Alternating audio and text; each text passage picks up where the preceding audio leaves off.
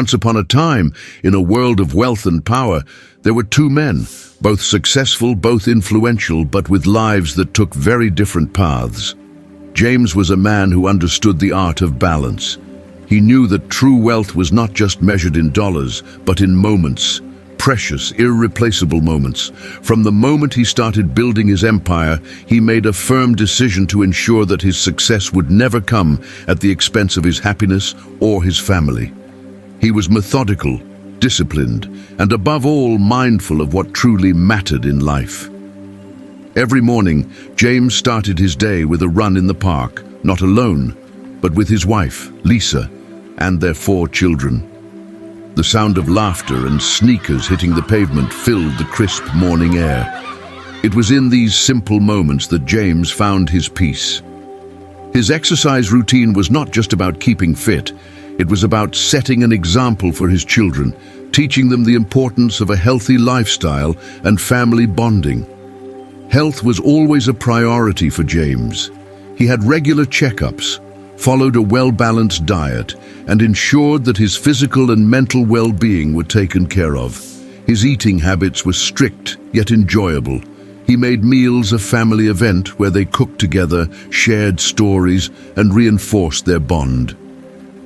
Weekends were sacred.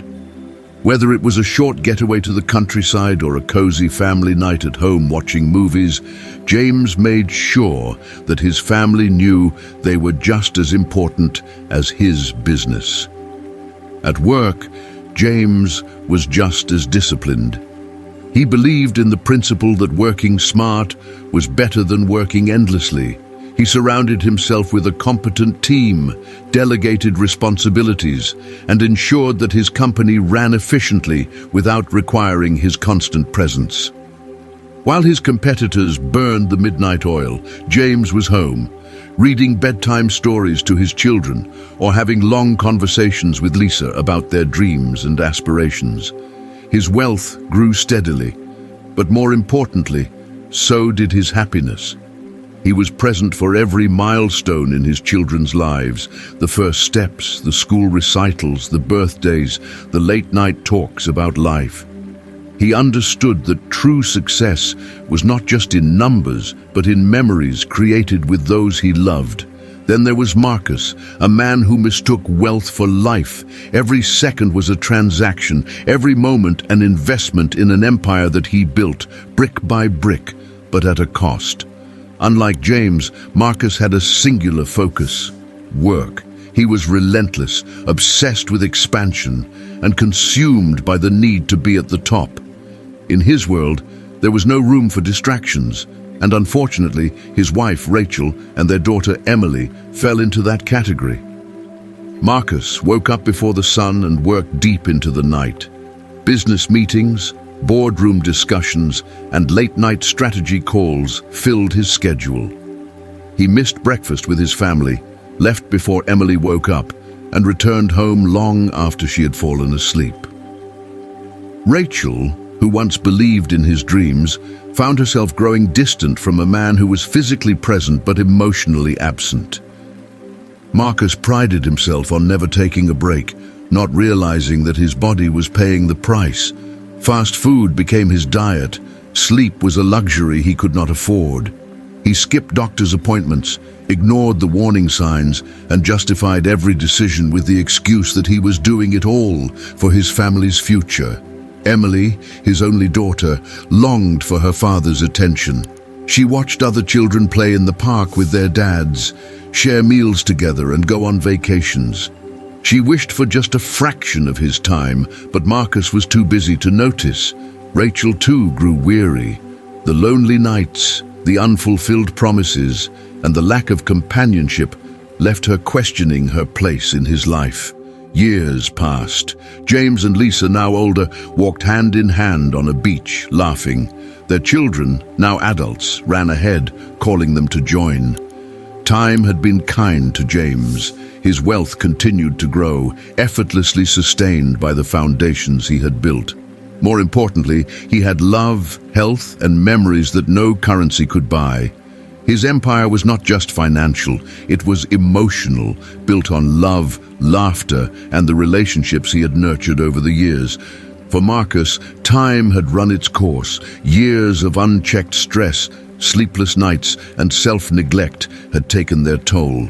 The empire he built could not shield him from the frailty of his own body.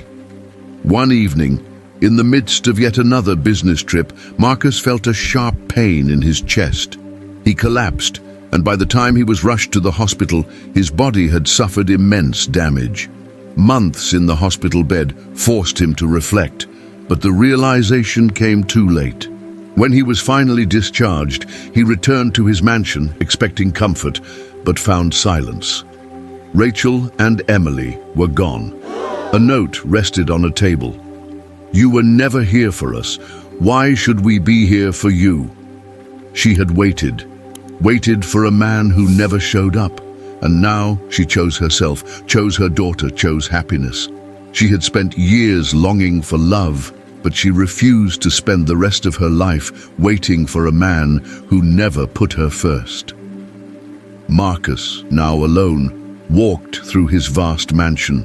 The chandeliers glistened, but the air was heavy, suffocating. He sat in his grand office, but the silence echoed louder than any applause he ever received. The wealth he sacrificed everything for could not buy back the years lost, the laughter unheard, the love unfelt. Regret weighed on him. The very empire he built had become his prison. The house that once symbolized his success now felt empty, lifeless. He had spent a lifetime chasing wealth, only to realize that in the end he had no one to share it with. His daughter, who once longed for his attention, had moved on. His wife, who once stood by him, had left to find the happiness she had been denied. James, now a grandfather, sat in his garden, surrounded by his children and grandchildren. The air was filled with laughter, stories, and the warmth of a life well lived. His investments had grown, his business flourished, but what he cherished most was the love surrounding him. He looked at Lisa, his partner through every phase of life, and knew that he had made the right choices. Marcus, meanwhile, sat alone, staring at the vast emptiness of his mansion.